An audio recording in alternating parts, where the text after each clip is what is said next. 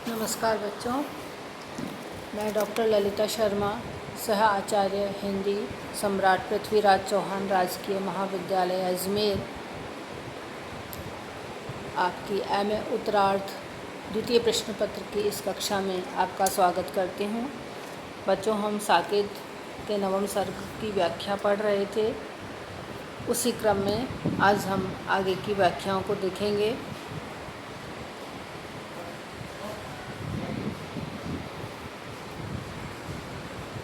बच्चों, उर्मिला का विरह वर्णन इस साकेत के नवम सर्ग में वर्णित किया गया है और उसी क्रम में जब ग्रीष्म ऋतु चली जाती है, वर्षा ऋतु आ जाती है, तो वर्षा ऋतु के बारे में हमने पढ़ा और अब वर्षा भी जाने वाली है, जा रही है और उसके बाद जैसे ही शीत ऋतु का, शरद ऋतु का आगमन होता है तो उस समय प्रकृति किस प्रकार की हो जाती है, उस सब के बारे में और उस प्रकृति में उर्मिला के जो मनोभाव हैं वो किस प्रकार से परिवर्तित होते हैं, वह प्रकृति के किन उपादानों को देख करके क्या उपमा देती हैं, क्या सोचती हैं, उस सब के बारे में ही आगे के पदों में बताया गया है। तो बच्चों देखिए, निरख सखी ये खंजन आए, फेरे उन मेरे रंजन ने नयन इधर मन भाए, फैला उनके तन का आतप मन से सर सरसाए, घूमे वे इस ओर वहाँ ये हंस यहाँ उड़ छाए, करके ध्यान आज इस जन का निश्चय वे मुस्काए, फूल उठे हैं कमल अधर से ये बंधुक सुहाए, स्वागत स्वागत शरद भाग्य से मैंने दर्शन पाए, नभने मोती बारे लोये अश्रु अर्घ्य भर लाए। उर्मिला अपनी सखी को संबोधित करते हुए कहती है कि हे सखी सुनो, ये जो खंजन पक्षी आए हैं, खंजन पक्षी का नाम है, तो ये जो खंजन पक्षी आए हैं, इन पक्षियों की ओर देखो तो सही। खंजन की उपमा सुंदर नेत्रों से भी दी जाती है और यहाँ पर उर्मिला इसीलिए यह कल्पना करती है कि इन खंजन पक्षियों को देख करके मुझे ऐसा लग रहा है कि देखो, ये जो खंजन पक्षी आए हैं तो फेरे उन मेरे रंजन ने नयन इधर मन भाए। इसको देख करके मुझे ऐसा लगता है कि मानो खंजनों के रूप में ही उन्होंने, अर्थात प्रियतम ने, लक्ष्मण ने मन को अच्छे लगने वाले, नयन इधर मन भाए यानी मन को अच्छे लगने वाले जो नेत्र हैं वे इस ओर फेर लिए हों।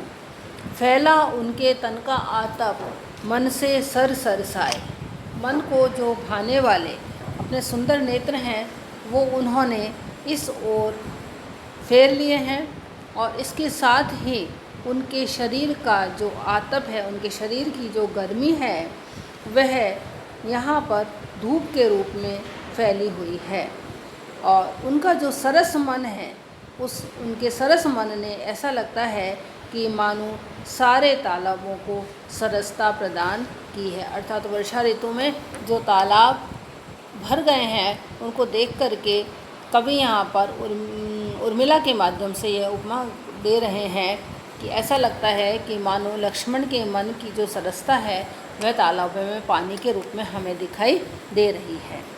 घूमे वे इस ओर वहाँ ये हंस यहाँ उड़ छाए, करके ध्यान आज इस जन का निश्चय वे मुस्काए। ऐसा लगता है कि मानो जो लक्ष्मण हैं वो इस ओर यानी अयोध्या की ओर अवश्य ही घूमे होंगे। घूमे वे इस ओर वहाँ ये हंस यहाँ उड़ छाए, निश्चित रूप से अयोध्या की ओर वे घूमे होंगे, तभी तो उनकी जो सुंदर गति के जो प्रतीक हंस हैं वे उड़ करके यहाँ आ गए हैं। करके ध्यान आज इस जन का निश्चय वे मुस्काए, और आज अवश्य ही इस दासी का स्मरण करके वे मुस्कुराए हैं।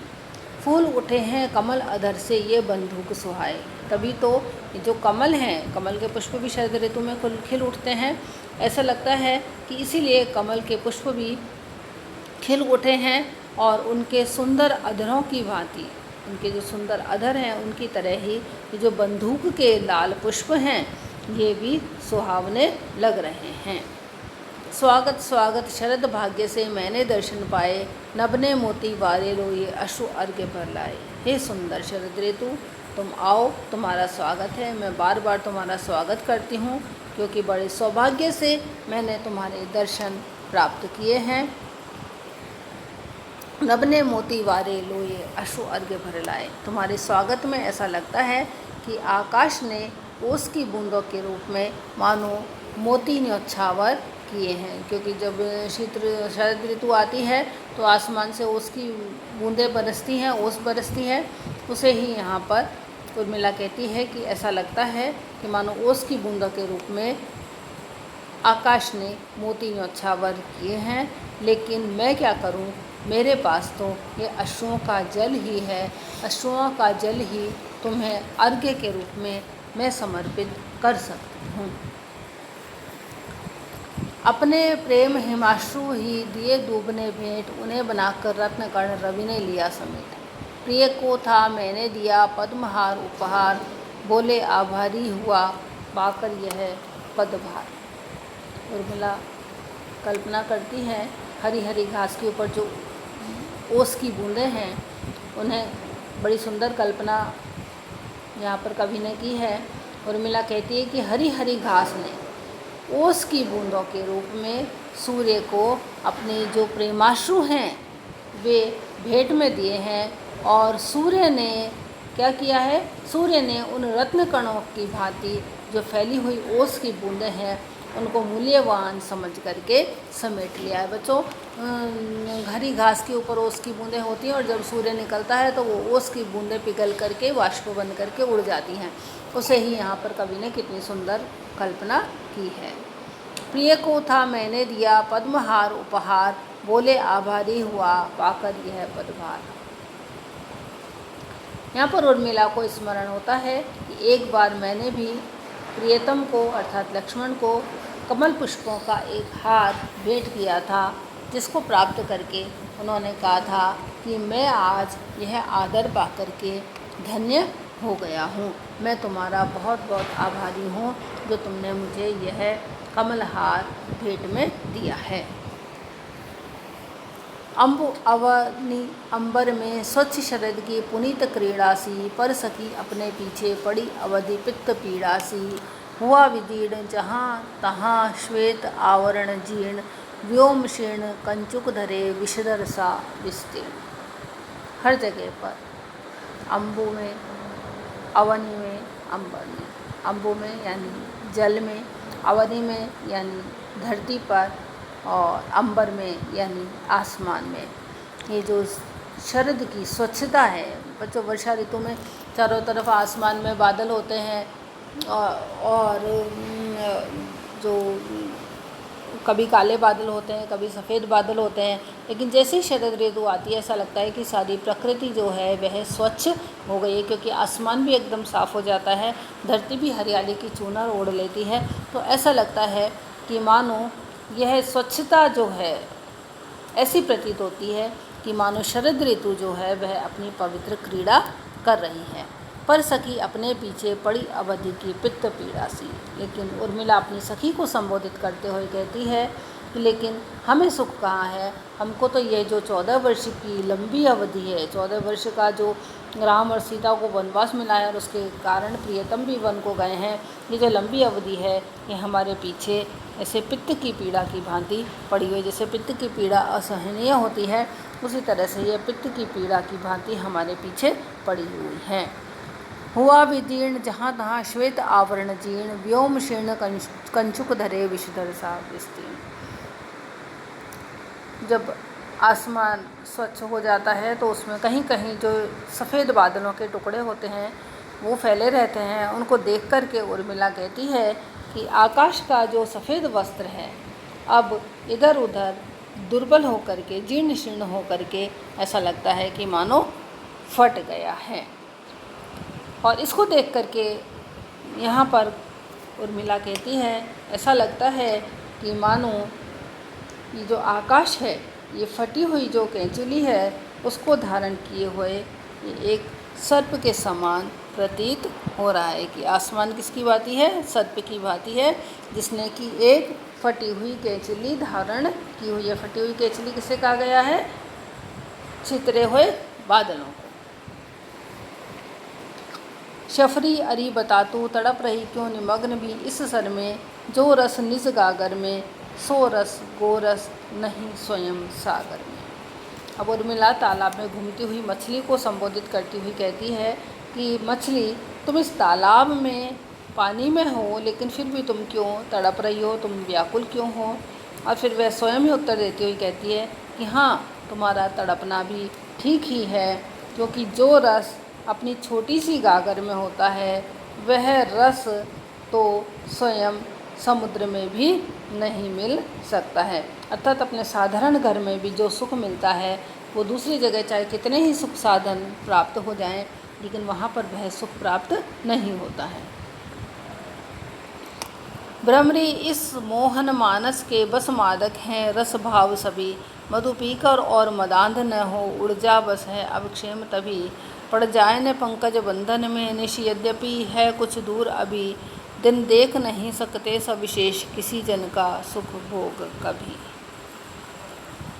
सरोवर में यानी तालाब में कमलों का रसपान करती हुई जो भ्रमरी है उसको संबोधित करते हुए उर्मिला कहती है कि हे भ्रमरी सुनो, ये जो मुग्ध करने वाला जो संसार रूपी मानस सरोवर है उसके जितने भी रस और भाव हैं वो आकर्षित करने वाले हैं। मोहन मानस यानी ये जो संसार रूपी मानस सरोवर है इसके सारे के सारे जो भाव हैं वो मादक हैं और रस से पूरित है, जो कि हमें अपनी ओर आकृष्ट करते हैं। लेकिन फिर भी मैं तुम्हें यह सलाह देती हूँ कि मधु पीकर और मदांध न हो उड़ जा बस है अब क्षेम कभी। लेकिन तुमने अब तक जितने कमलों का मधुपान कर लिया है वह ठीक है, उसी से तुम संतुष्ट हो जाओ और मदांध मत हो, अब तुम उड़ जाओ, तुम्हारा हित इसी में है। मधु पीकर और मदांध न हो, तुमने जितना मधु पी लिया है उतना ठीक है, अब और मद में अंधे मत हो, तुम यहाँ से अब उड़ जाओ, तो इसी में तुम्हारी कुशल क्षेम है, इसी में तुम्हारी कुशलता है। क्यों? क्योंकि पड़ जाए न पंकज बंधन में निश यद्यपि है कुछ दूर अभी, दिन देख नहीं सकते सविशेष किसी जन का सुख भोग कभी। मुझको भय है कि तुम ये जो कमल के पुष्प हैं इनके बंधन में मत पड़ जाओ। निशी यद्यपि है कुछ दूर अभी, यद्यपि अभी रात्रि थोड़ी दूर है, यानी रात्रि होने में अभी दूर है, लेकिन फिर भी समय का क्या कह सकते हैं, दिन देख नहीं सकते सविशेष किसी जन का सुख भोग कभी। लेकिन समय बड़ा ईर्ष्यालु होता है, ये किसी का जो विशेष सुख होता है, जो सुख किसी को मिलता है, अच्छा सुख मिलता है, विशेष सुख मिलता है, उसको ये सहन नहीं कर सकता।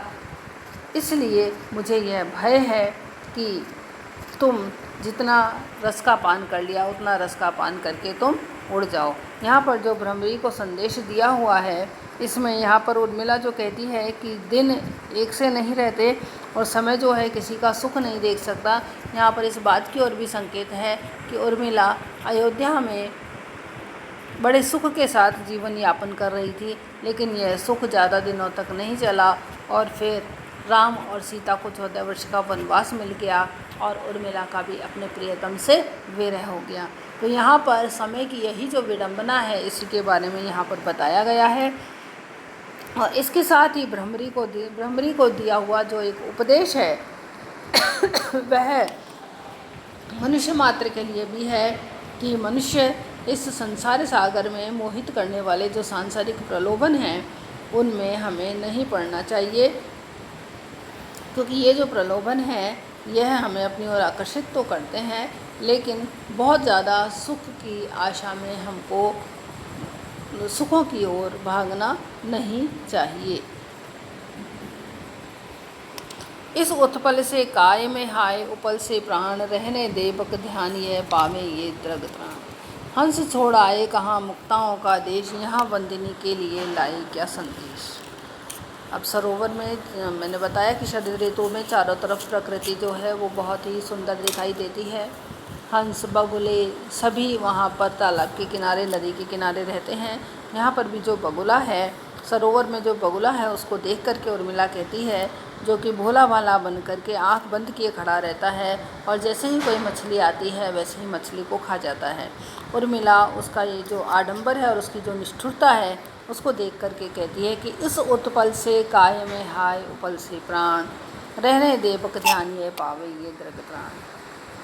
हे बगुला, तुम्हारा ये जो श्वेत कमल की भांति उत्पल से काय में यानी श्वेत कमल की भांति जो तुम्हारा शरीर है, कोमल शरीर है, उसमें तुम्हारा पत्थर जैसा कठोर हृदय कहाँ से आ गया? पत्थर जैसे कठोर प्राण कहाँ से आ गए? उपल से प्राण, उपल यानी पत्थर, पत्थर जैसे प्राण कहाँ से आ गए?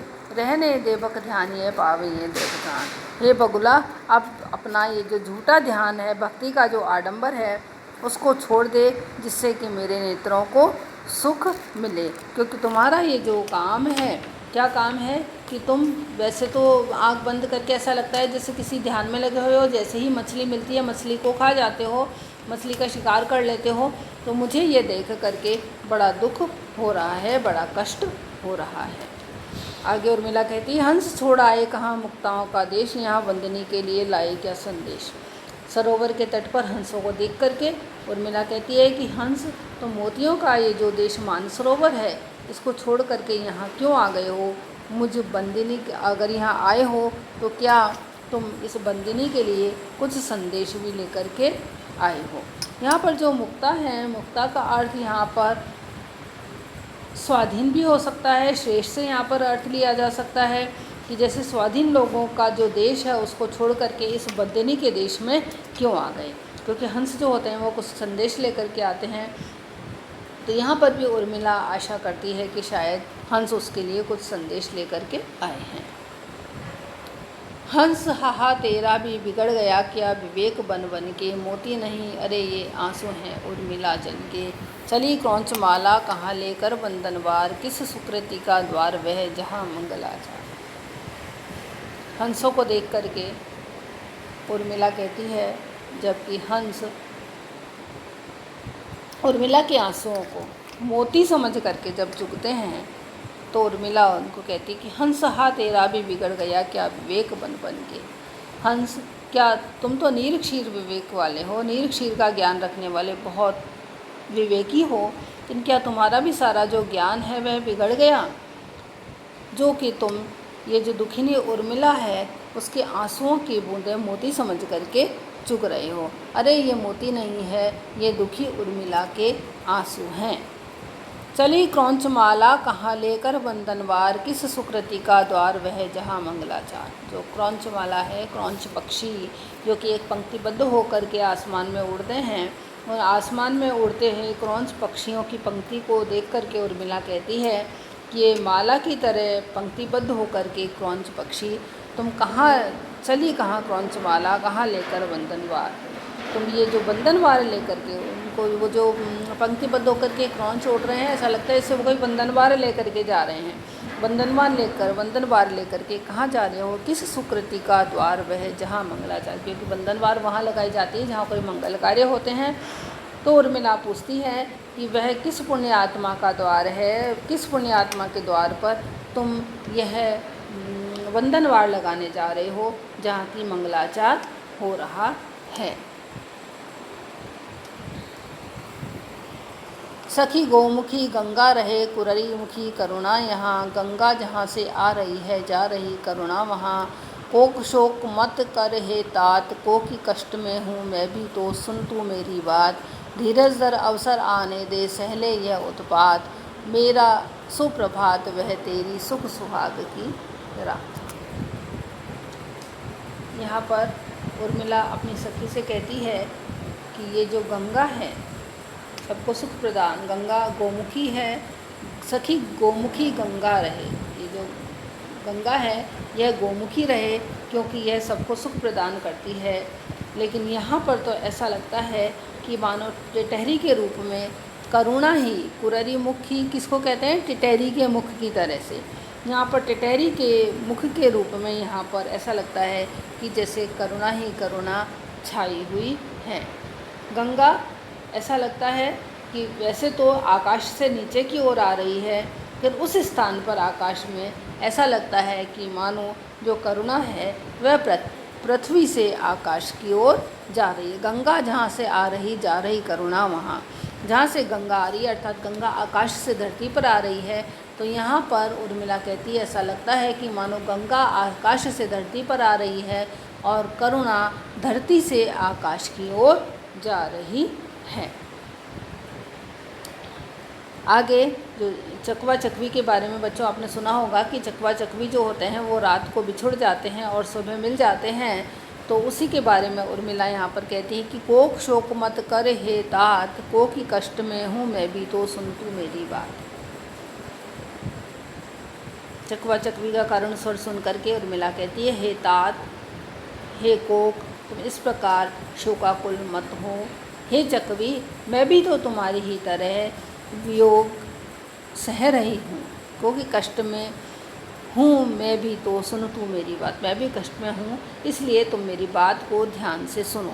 धीरज धर अवसर आने दे सहले यह उत्पात, मेरा सुप्रभात वह तेरी सुख सुहाग की रात।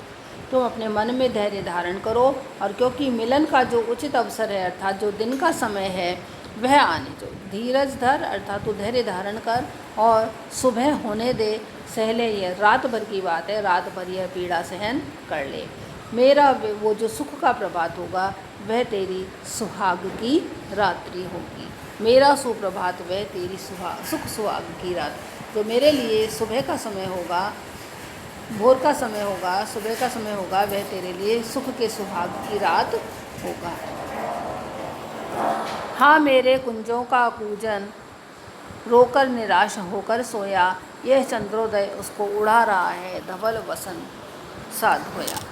यहाँ पर लक्ष्मण के वियोग में सुनसान पड़े हुए जो कुंज हैं, कुंज उनको कहते हैं जहाँ लताओं का झुरमुट होता है, छोटी छोटी बेलें होती हैं और उनके कारण जो झुरमुट बन जाता है। ये जो कुंज हैं, कुंजों का कूजन रोकर निराश होकर सोया। जो कुंज हैं उन्होंने कितना ही करुण रुदन किया लेकिन उसका कोई फल नहीं निकला। यहाँ पर उर्मिला कहती है कि मेरे जो कुंज हैं, जो आसपास के कुंज हैं, उन्होंने कितना करुण क्रंदन किया लेकिन उसका कोई फल नहीं निकला और अब वो सब निराश होकर के सो गए हैं। इस संबंध में उर्मिला यही कहती है कि उनकी जो करुण गुंजार है उसको किसी ने नहीं सुना। उनकी करुण गुंजार के बाद वो निराश हो गए और वो सो गए। यह चंद्रोदय उसको उड़ा रहा है धवल वसन सा धोया। और अब यह जो चंद्रमा निकल रहा है और चंद्रमा की चांदनी चारों ओर छिटक रही है तो ऐसा लगता है कि मानो चंद्रमा जो है वह अपनी चांदनी रूपी जो श्वेत वस्त्र हैं वह उसे उड़ा रहा है। यहाँ पर प्रकृति का मानवीकरण किया गया है और जो छायावादी शैली है वह हमको इसमें दिखाई देती है।